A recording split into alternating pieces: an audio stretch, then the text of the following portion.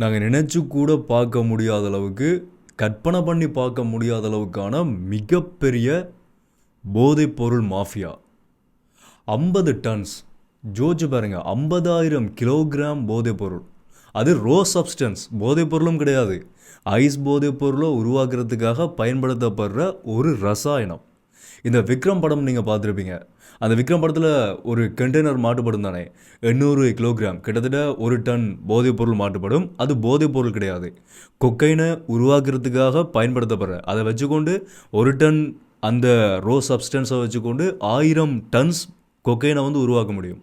அந்த மாதிரியான ஒரு ரோ சப்ஸ்டன்ஸ் தான் இப்போ எங்கட இலங்கைக்குள்ளே மாட்டியிருக்கிற 50,000 கிலோகிராம், 50 டன். அந்த படத்தில் நான் அதை உதாரணத்துக்கு சொல்கிறேன், அந்த படத்தில் மாட்டின மாதிரி 50 மடங்கான போதைப்பொருள் ரோ சப்ஸ்டன்ஸ் எங்களோட நாட்டுக்குள்ளே இப்போ மாட்டியிருக்குது. உண்மையிலேயே இது வெளியில் வந்திருக்குமா இருந்தால், இது பிடிபடாமல் நாட்டுக்குள்ளே வெளியே வந்திருக்குமா இருந்தால் இலங்கை ஒட்டுமொத்தமாக காலி, அவ்வளோதான். இளைஞர்களோட வாழ்க்கையெல்லாம் முழுசாக இல்லாமல் போயிருக்கும். இந்த ஐஸ் போதைப் பொருள்னு சொன்னால் உண்மையிலேயே என்ன, இது எனக்கு புது விஷயம் இல்லை. ஏன்னு சொன்னால், நீங்கள் இந்த வீடியோவை ஆரம்பத்துலேருந்தே, நான் வீடியோவை ஆரம்பத்துலேருந்து யூடியூப் சேனல் ஆரம்பித்து நான் வீடியோ போஸ்ட் பண்ணுறதுலேருந்து நீங்கள் என்ன ஃபாலோ பண்ணுறீங்கன்னு சொன்னால், கட்டாயமாக 2023ஆம் ஆண்டு நேரத்தில் இந்த ஐஸ் போதைப் பொருள்னு சொன்னால் என்னன்றதை நான் முழுமையாக விளக்கி ஒரு வீடியோ போட்டிருப்பேன். அதுக்கு பிறகும் இன்னும் 2-3 வீடியோக்களும் நான் கழிச்சிருக்கிறேன். இந்த ஐஸ் போதைப் பொருளோட தாக்கம் இலங்கைக்குள்ளே அதிகமாக இருந்த காலகட்டத்தில் என்ன இந்த ஐஸ் போதைப் பொருள், இது எதுக்காக இவ்வளவு டேஞ்சர், ஏனைய போதைப் பொருட்கள் இருக்குது தானே, கஞ்சா, அதே மாதிரி ஏனைய இருக்கக்கூடிய போதைப் பொருட்கள் எல்லாமே ஒரு ஆபத்தானது தான், அது கட்டாயமாக தீங்கானது தான். ஆனால் இந்த அளவுக்கு இந்த ஐஸ் போதைப் பொருள் கொடுக்கக்கூடிய அளவுக்கான தீங்குகளை அந்த போதைப் பொருளால் கொடுக்க முடியாது. அந்த அளவுக்கு இருக்கிறதுலையே ஒரு ஹைலி டேஞ்சரஸ், உச்சகட்டமான பாதிப்பு ஏற்படுத்துகிற ஒரு போதைப் பொருள் தான் இந்த ஐஸ் என்ற கிறிஸ்டல் மெத்தபெட்டமைன். இந்த கிறிஸ்டல் மெத்தன்னு சொன்னால் என்ன, இது எப்படிப்பட்ட விளைவுகளை ஏற்படுத்தும், இதை எங்களோட நாட்டுக்குள்ளே அதிகமாக பயன்படுத்துகிறவர்கள் யார் தெரியுமா? இப்போ ரீசெண்டாக கூட ஒரு வீடியோவில் நான் சொல்லியிருந்தேன், பாடசாலையில் படித்து கொண்டிருக்கிற மாணவர்களும் பல்கலைக்கழகம் படித்து கொண்டிருக்கிற மாணவர்களும் பேருந்து சாரதிகளும், பேருந்தில் போகிற சாரதிகள் வரைக்கும் இந்த ஐஸ் என்ற போதைப் பொருளை அதிகமாக உள்ளே எடுத்து கொண்டிருக்கிறார்கள். எதுக்காக சம்மந்தமே இல்லாமல் மாணவர்கள் பேருந்து சாரதிகள் வரைக்கும், ஒரு போதைன்றது ஒருத்தரை மயக்கி ஒரு மயக்க நிலைமைக்கு தான் கொண்டு போகும். ஆனால் எப்படி ஒரு பேருந்தை ஓட்டுறவர்களும் படிக்க வேண்டிய மாணவர்களும் இதை பயன்படுத்துகிறார்கள், அதன் விளைவு எப்படி இருக்கும்ன்றது தான் இந்த வீடியோவில் முழுமையாக நான் உங்களுக்கு சொல்ல போகிறேன். இந்த தாக்கம் எப்படி இருக்க போது, இது கிட்டத்தட்ட ஒருத்தரை சைக்கோவாக மாற்றக்கூடிய ஒரு வகையான போதைப் பொருள். இது ஆரம்ப காலகட்டங்களில் வேர்ல்டு வார் 2ல் கூட இது பயன்படுத்தப்பட்டிருக்குது, ஹிட்லரால் பயன்படுத்தப்பட்டுன்னு சொல்லி கூட சொல்லப்படுது. இந்த ஸ்பீட் மெடிசன் சொல்லி ஒன்று இருந்தது தானே, அதுக்குள்ளே பயன்படுத்தப்பட்ட ஒரு வகையான கண்டுபிடிக்கப்பட்ட ரசாயனம். இது லேபில் உருவாக்கப்படுறது, இது கஞ்சா மாதிரி செடியாக வளர்க்கப்படுற விஷயம் இல்லை, இது முழுக்க முழுக்க ஆய்வுக்கூடங்களில் உருவாக்கப்பட்டு வெளியிடப்படுற ஒரு கெமிக்கல். அதுதான் இந்த ஐஸ் என்ற போதைப்பொருள். என்னன்றதை விளக்கமாக இந்த வீடியோவில் முழுமையாக பார்க்கலாம். அதே மாதிரி இதுக்கு பின்னால் இருக்கக்கூடியது முழுக்க முழுக்க அரசியல் தான். போதைப் பொருள்ன்றதே முழுக்க முழுக்க அரசியல் தான். அது எப்படி அரசியலாக மாறுதுன்றதையும் இந்த வீடியோவில் நான் உங்களுக்கு முழுமையாக சொல்கிறேன். ஸோ என்ன விஷயம் மட்டும் உண்டா முதலிருந்தே பார்க்கலாம். அனைவருக்கும் வணக்கம், நான் உங்கள் VK கரிகாலன். அது என்னடா தெரிஞ்சு கொள்றதுக்கு முதல் என்னோட சேனலுக்கு 5-6 புதுசாக பார்த்து கொண்டு சொன்னால் தொடர்ச்சி இந்த மாதிரி இன்ஃபார்மேட்டிவ் வீடியோஸ், நியூஸ் அல்லது அப்டேட்ஸ் எல்லாத்தையுமே தொடர்ச்சியாக பார்க்கணும்னு சொன்னால் மறக்காம சப்ஸ்கிரைப் பண்ணி அந்த பெல் ஐக்கனை கிளிக் பண்ணி ஆல் ஆப்ஷன் வச்சுக்கொள்ளுங்க. அப்போ தான் அப்லோட் பண்ணுற வீடியோஸ் எல்லாமே தொடர்ச்சி உங்களுக்கு கொடுங்க நோட்டிஃபிகேஷன்ஸ் வரும். அது மாதிரி யாராவது நான் பர்சனலாக ஃபாலோ பண்ணிச்சிங்கன்னு சொன்னாலும் இன்ஸ்டாகிராம் போய் VK கரிகாலன் சர்ச் பண்ணிங்கன்னு சொன்னால் இந்த ப்ரிஃபரும் எங்கள் மறக்காம ஃபாலோ பண்ணிக்கொள்ளுங்க. இந்த வீடியோவை லைக் பண்ணுறது மறந்துறாங்க. வீடியோட கடைசியில் எல்லாருக்குமே கட்டாயமாக இந்த வீடியோவை ஷேர் பண்ணுங்கள். நான் இது வரைக்கும் போஸ்ட் பண்ண இந்த விழிப்புணர்வு சார்ந்த வீடியோக்களில் இது ஒரு முக்கியமான விழிப்புணர்வாக இருக்கும். ஸோ அதனால் எல்லாருக்குமே இந்த வீடியோ ஷேர் பண்ண மறந்துறாங்க. ஓகே, முதலாவது இந்த கிறிஸ்டல் மெத். இதுக்கு பேர் கிறிஸ்டல் மெத்தபெட்டமைன். இது ஒரு முழுக்க நான் ஆரம்பத்திலே சொன்ன மாதிரி ஒரு ரசாயன பதார்த்தம் தான், ஒரு லேபில் உருவாக்கப்படக்கூடிய ஒரு ரசாயனம், ஒரு ஐஸ் மாதிரியான. இது எதுக்காக ஐஸ் என்று சொல்லப்படுதுன்னு சொன்னால், அதை நாங்கள் பார்த்தோம்னா ஒரு ஐஸ் கட்டி மாதிரி தான் இருக்கும். நீங்கள் பார்த்துருப்பீங்க. இப்போ நான் இதில் ஃபோட்டோவாக ஆட் பண்ணுறேன். இது கிட்டத்தட்ட ஒரு ஐஸ் மாதிரியே ஒரு ஷேப்பில் இருக்கிறபடியாக தான் இதுக்கு உண்மையிலேயே ஐஸ் என்ற பேர் வந்தது.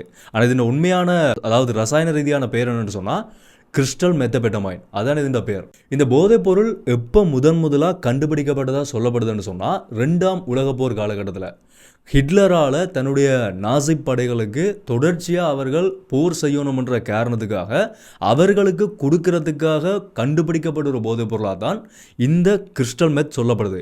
இது எவ்வளவுக்கு உண்மைன்றது தெரியாது, ஆனால் அதுக்கு முதல் இருந்த காலகட்டங்களையும் இருந்ததுன்றது தெரியாது.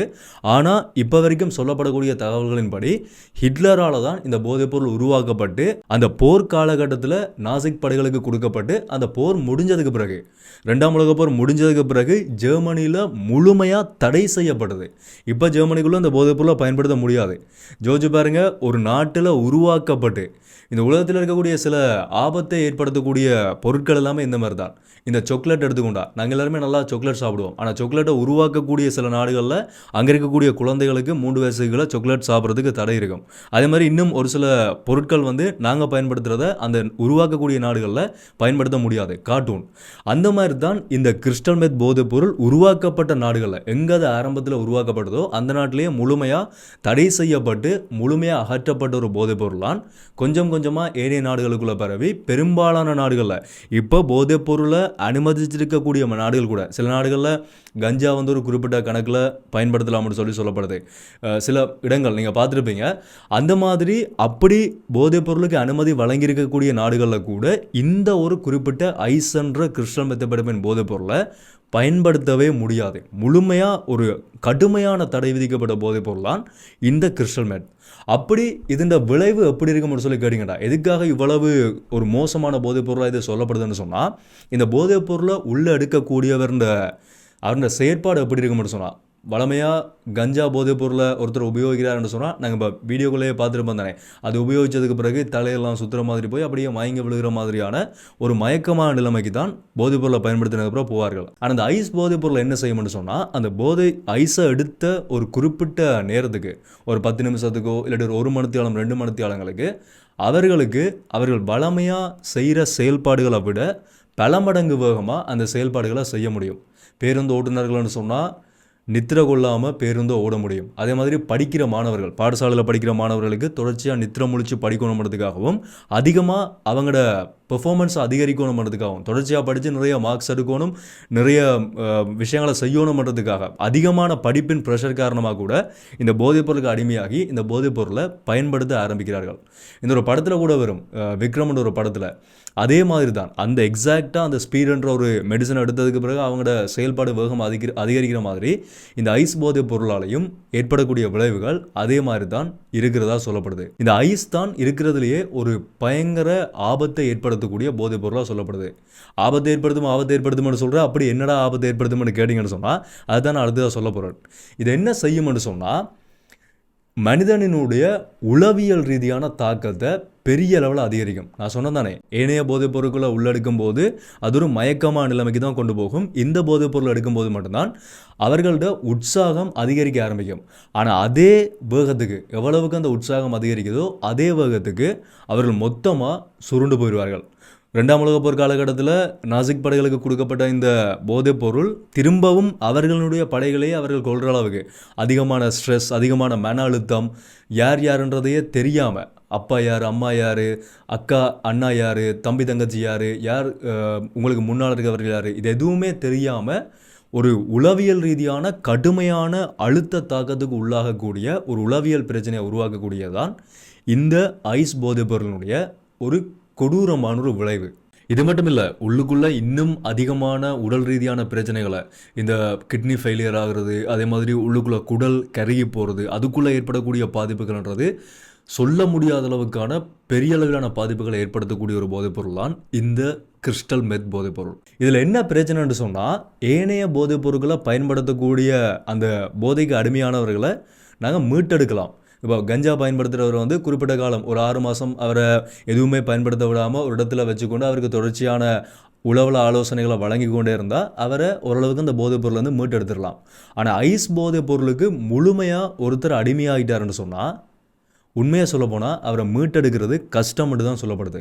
ஏன்னு சொன்னால், இந்த போதைப் பொருளோட தாக்கம் உளவியல் ரீதியாக அதிகரிக்க ஒரு கட்டத்தில் அவரை பிடிச்சி கொண்டு போய் ரூமில் அடைச்சி வச்சா கூட, யார்டையாவது வீடுகளில் அவர்களோட பிள்ளைகளோ இல்லாட்டி யாராவது அண்ணா தம்பியோ இந்த மாதிரியான போதைப் பொருளுக்கு அடிமையாகி இருந்தால் அவரை பிடிச்சி கொண்டு போய் யாருமே வீட்டுக்குள்ளே அடைச்சி வைக்கக்கூடாது. அவரை கொண்டு போய் ஒரு போலீஸ் நிலையத்திலையோ இல்லாட்டி ஒரு வைத்தியர்கிட்ட கொண்டு போய் அந்த விஷயத்தை சொல்லி அவருக்கான மருத்துவத்தை செய்கிறதுக்கான நடவடிக்கை தான் பார்க்கணுமே தவிர இது ஏனைய போதைப் பொருட்கள் மாதிரி அப்படி பூட்டி வைக்கிறதால அவரை அந்த போதைப்பொருள் பாவனையிலிருந்து தடுக்க முடியாது. அப்படி பூட்டி வச்சா என்ன நடக்கும் என்று சொல்லப்படுதுன்னு சொன்னால் அவர்கள் தங்களை தாங்களே தாக்கி கொண்டு மாரடைப்பு உயிரிழந்து போகிறதுக்கான வாய்ப்பு இருக்கிறதா, ஹார்ட் அட்டாக் உயிரிழந்து போகிறதுக்கான வாய்ப்பு இருக்கிறதா ஒரு விஷயம் சொல்லப்படுது. ஸோ இப்படிப்பட்ட இவ்வளவு ஆபத்தை ஏற்படுத்தக்கூடிய ஒரு போதைப் பொருள் தான் எங்களோட நாட்டுக்குள்ள அந்த போதைப் பொருளை உருவாக்குறதுக்காக பயன்படுத்தப்படுற ரசாயனம் சப்ஸ்டன்ஸாக 50,000 கிலோகிராம் 50 டன் போதைப் பொருள் எங்கள் நாடுக்குள்ளே கண்டுபிடிக்கப்பட்டிருக்குது.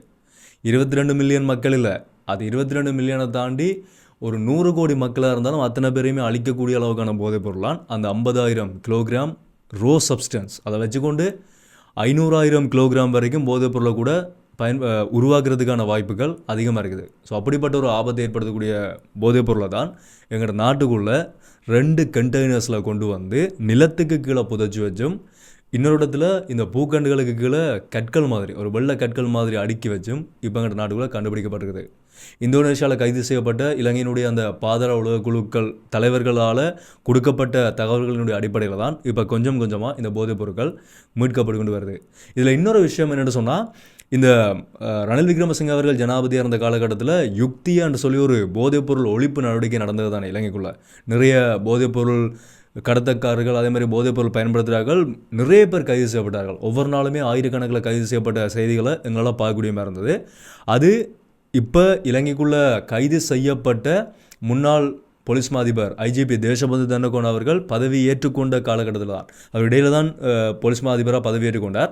அவர் ஏற்றுக்கொண்ட காலகட்டத்தில் தான் ஒரு புதிய திட்டமாக இந்த யுக்தியை ஆரம்பிக்கப்பட்டது. அது ஆரம்பிக்கப்பட்ட நேரத்தில் போதைப்பொருள் கடத்தக்காரர்களை தேடுற நடவடிக்கைகள் எல்லா இடத்துலையுமே நடந்தது. அதே மாதிரி பாடசாலை மட்டங்களையும் பாடசாலை மாணவர்களும் அந்த நேரத்தில் பரிசோதனைக்கு உட்படுத்தப்பட்டு தான் பாடசாலைகளுக்குள்ளே அனுமதிக்கப்பட்டிருந்தார்கள். அந்த நேரத்தில் கூட இவ்வளோ பெரிய போதைப் பொருள் கைப்பற்றப்படையலைன்னு சொன்னால் இப்போ ஒரு அரசியல் ரீதியான கேள்விகள் எழுப்ப ஆரம்பிச்சிருக்குது. இந்த போதைப் பொருளுக்கு பின்னால் இருக்கக்கூடிய நபர்கள் யார்? இப்போ இந்த 50,000 கிலோகிராம் போதைப்பொருள் இந்த சப்ஸ்டன்ஸ் மாட்டியிருக்கக்கூடிய பகுதி யாருன்னு சொன்னால் இலங்கை பொதுஜன பெரமுன கட்சியினுடைய ஒரு உறுப்பினராக இருந்தவர்ன்ற ஒரு சகோதரண்ட இடத்திலிருந்து தான் கண்டுபிடிக்கப்பட்டிருக்குது. அவர் உடனடியாக இப்போ எஸ்எல்பிபி கட்சியிலிருந்து நீக்கப்பட்டதா எஸ்எல்பிபி கட்சியினர் சொல்லியிருக்கிறார்கள். ஆனால் அதுக்கு பின்னால் இருக்கக்கூடியவர்கள் யார், இதுக்கு பின்னால் எந்தெந்த அரசியல் தலைமைகள் இருக்கிறார்கள், இந்த ராஜபக்ச குடும்பத்துக்கும் இதுக்கும் சம்பந்தம் இருக்குன்ற மாதிரி செய்திகள் போய்கொண்டிருக்குது. அதுக்கான ஆதாரங்களோட நிறைய ஃபோட்டோக்கள் கூட அவர்கள் அந்த குறிப்பிட்ட இதோட சம்மந்தப்பட்ட நபர்களோட இவர்கள் நின்று எடுத்த ஃபோட்டோக்கள் எல்லாமே இப்போ சோஷியல் மீடியாவில் எல்லாமே பயங்கர வைரலாக போய்கொண்டிருக்குது. இதுக்கு பின்னால் எப்படிப்பட்ட தலைகள் அரசியல் தலைகளாக இருக்குன்றது தான் அடுத்த கட்டம் எல்லாருக்குமே இருக்கக்கூடிய ஒரு பெரிய கேள்வியாக இருக்குது. இந்த புதிய அரசாங்கத்தினுடைய கிளீன் ஸ்ரீலங்கா திட்டம் ஜனாதிபதி அனுர்குமார் திசாநாயக்க ஆரம்பிச்சிருக்கிற இந்த திட்டத்தின் கீழான ஒரு செயல்பாடுகளாக தான் இந்த என்பிபி கட்சியால் இவ்வளோ பெரிய ஒரு போதைப் பொருள் கண்டுபிடிக்கப்பட்டு இப்போ வெளியே கொண்டு வரப்பட்டிருக்குது. அதுக்கு பின்னால் இருக்கக்கூடியவர்களும் சிக்கிக்கொள்வார்கள்ன்ற ஒரு பக்கமும் இப்போ பேசப்பட ஆரம்பிச்சிருக்குது. ஓகே, வெயிட் பண்ணி பார்க்கலாம் அது எப்படி நடக்குதுன்றதை. அடுத்த விஷயம், நான் இதை எதுக்காக ஒரு அரசியல் போதைன்றதே ஒரு அரசியல்னு சொன்னான்னு நீங்கள் மாஸ்டர் படம் பார்த்துருப்பீங்க. எல்லாத்தையுமே படத்தை உதாரணம் காட்டி தான் சொல்ல வேண்டியிருக்குது. ஏன்னா எல்லாமே படங்கள்லாம் பேசப்படுது. சினிமா நாங்கள் வெறுமே சினிமா பக்கம் போகாத சினிமா பார்க்காத அடிமையாகிருவேன்னு மட்டும் நாங்கள் சொல்ல முடியாது. சினிமாக்குள்ளேயும் நாங்கள் நிறைய எங்களோட உண்மையான வாழ்க்கையில் நடக்கக்கூடிய விடயங்களையும் காட்டுற சினிமாக்களும் எத்தனையோ இருந்து கொண்டிருக்குது. இந்த மாஸ்டர் படத்தில் தளபதி விஜய் சொல்லுவார், இந்த போதைன்றது அரசியல், உன்னை அடிமையாக்கி உன்னை சிந்திக்க வைக்காமல் செய்கிறதுக்காக அரசியலால் வெளியே கொண்டு வரப்படுற ஒரு விஷயந்தான், உன்னை அடிமையாகிறதுக்காக செய்யப்படுற ஒரு விடயம் தான் இந்த போதை, அதனை விளங்கி கொள்ளண்டு. அது உண்மையான ஒரு விஷயம். ஏன்னு சொன்னால் இந்த ஐஸ் போதைப் பொருளுக்கு அடிமையானால் நான் சொன்ன மாதிரி உளவியல் ரீதியாக தாக்கம் அடைஞ்சு நாங்கள் எதையுமே சிந்திக்க மாட்டோம். யாராவது ஒருத்தன் போதைப் பொருளை தந்துட்டு நீ இதை செய்யணும்னு சொன்னால், ஒருத்தனை போய் வெட்டிட்டு வான்னு சொன்னால் அதை வெட்டிட்டு வரக்கூடிய முழுமையான அந்த உளவியல் ரீதியான தாக்கமும் அந்த நபருக்கு உருவாகி இருக்கும். என்னென்னு சொன்னால் அடுத்த கட்டமாக அவன் அந்த போதைப் பொருளை உபயோகிச்சே ஆகணும். அதுக்கு அவனுக்கு காசு வேணும். ஒருத்தன் காசு கொடுத்து செய்யணும்னு சொன்னான்னு அவன் கட்டாயமாக செய்ய தான் போகிறான். அந்த மாதிரி எதையுமே சிந்திக்க விடாமல் ஒரு சிந்தனையற்ற சமூகத்தை உருவாக்குற நோக்கத்தில் உருவாக்கப்பட்ட போதைப் பொருட்கள் தான் இந்த மாதிரியான போதைப் பொருட்களும். சொல்லப்போனால் இந்த மதுபானங்களும் கூட தான், பியரில் ஆரம்பித்து எல்லாமே அதுவும் ஒரு பக்கமான ஒரு போதை அரசியல் தான். எப்போவுமே அரசியலும் வணிகமும் ஒரு 50 வருஷத்துக்கு பிறகு என்ன நடக்க போகுதுன்றது தான் யோசிச்சு அதுக்கேற்ற மாதிரியான செயல்பாடுகளை தான் அவர்கள் இப்போவே செய்வார்கள். அந்த மாதிரி தான் அடுத்து வரப்போகிற சமூகம், அடுத்து வரப்போகிற வாக்காளர்கள் யார்? நாங்கள் தான். அடுத்து வரப்போகிற 50 வருஷத்தில் நாட்டில் என்ன நடந்தாலும் அதுக்கு எதிர்த்து கேள்வி கேட்க போகிறவர்கள் யார்? நாங்கள் தான். அப்போ எங்களை கேள்வி கேட்க முடியாத அளவுக்கு உளவியல் ரீதியாக பாதிப்படைய வச்சு அந்த சமூகத்தையே ஒரு முட்டாளான சமூகமாக ஆக்கிவிட்டால், ஒரு வாக்குக்கு 5000 ரூபாய் காசை கொடுத்து நீ இவருக்கு போய் ஓட் போடணும்னு சொன்னால் அவன் கட்டாயமாக அங்கே போய் ஓட் போட்டு தான் வருவான். அப்படிப்பட்ட ஒரு சமூகத்தை தான் உருவாக்குறதுக்கான செயல்பாடுகளை இந்த பின்னால் இருக்கக்கூடிய அரசியல்வாதிகள் ஒவ்வொரு நாடுகள்லையுமே, அது இலங்கைன்னு சொல்லி மட்டும் இல்லை, இந்தியாவிலையும் சரி இல்லாட்டி எல்லா நாடுகள்லையுமே போதைப் பொருளுக்கு பின்னால் இருக்கக்கூடிய அரசியலாக இந்த ஒரு விஷயம் தான் சொல்லப்படுது. ஜோதிச்சு பாருங்க, ஒரு சமூகம் ஒரு நீண்ட காலமாக போராட்ட வழி வந்த ஒரு சமூகம், அந்த சமூகத்துக்கான ஒரு வரலாறு இருக்குது, அதுக்கான ஒரு தன்மானம் இருக்குது, ஒரு அதிகாரம் வேண்டி போராடின ஒரு போராட்ட வழி வந்த ஒரு சமூகம். அந்த சமூகத்தினுடைய போராட்டத்தை முழுமையாக முடிச்சுட்டு அடுத்த கட்டம் அந்த போராட்ட வழி வந்த சமூகத்தை இதை பற்றி சிந்திக்க விடாமல் செய்கிறதுக்கு அந்த சமூகத்துக்குள்ளே போதைப் பொருளோட உண்டை உள்ளே கொண்டு வந்து அதை முழுமையாக பரப்பி விட்டு, நாங்கள் யார், எதுக்காக போராடினோம், எங்களுக்கான அரசியல் அதிகாரம் என்ன, அரசியல் உரிமைகள் என்ன, நாங்கள் எதுக்காக இப்படி இருக்கிறோம், இன்றைக்கு வரைக்கும் எங்கள் மீதான அடக்குமுறைகள் தொடர்ச்சியாக நடந்து இருக்குது, ஆக்கிரமிப்புகள் நடக்குது, இது எதையுமே யோசிக்க விடாமல், எதுக்கான கேள்விகளையும் கேட்க விடாமல் போதைப் பொருளாண்ட உண்டை மட்டுமே வச்சுக்கொண்டு அவர்களை முழுமையாக அழித்த செயல்பாடுகளை தான் நாங்கள் கண்ணுக்கு முன்னால் பார்த்த நிறைய செயல்பாடுகள் எங்களுக்கு முழுமையாகவே வழிகாட்டியிருக்குது. எல்லாருக்குமே விளங்கும் நினைக்கிறேன், ஒரு போதை என்ற ஒரு அரசியல் மயமான செயல்பாடு தான் நடந்துன்றது எல்லாருக்கும் தெளிவாக தெரிஞ்ச ஒரு விஷயம். ஸோ இதுக்குள்ளே நாங்கள் கட்டுப்படுத்த வேண்டியது யாருன்னு சொன்னால், இப்போ புதுசாக வந்திருக்கக்கூடிய இந்த அரசாங்கம் உண்மையிலேயே சரியான செயல்பாடுகளை தான் செஞ்சு கொண்டு போகிறார்கள்னு சொல்லி தொடர்ச்சியாக அவர்களுடைய செயல்பாடுகளை பார்க்கும்போது எங்களுக்கு தெரிகிற விஷயமா இருக்குது. ஆனால் எதிர்காலம் நிச்சயம் இல்லாதது. ஆனால் இதுக்குள்ளே விழிப்பாக தெளிவாக இருக்க வேண்டியவர்கள் யாருன்னு சொன்னால் நாங்கள் தான். எங்களுடைய சமூகத்தை நாங்கள் எங்களை பாதுகாத்து கொண்டால் மட்டும்தான் எதிர்காலத்தில் நாங்கள் சரியான ஒரு அரசியலை இந்த உலகத்தில் உருவாக்க முடியும். இதை பற்றி உங்களுடைய கருத்துக்களை நீங்கள் தாராளமாக கீழே கமெண்ட் சொல்லலாம். முடிஞ்ச வரைக்கும் இந்த வீடியோ நான் சொன்ன மாதிரி எல்லாருக்குமே ஷேர் பண்ணுங்கள். கட்டாயம் எல்லாருமே தெரிஞ்சுள்ள வேண்டிய ஒரு முக்கியமான ஒரு விஷயம்.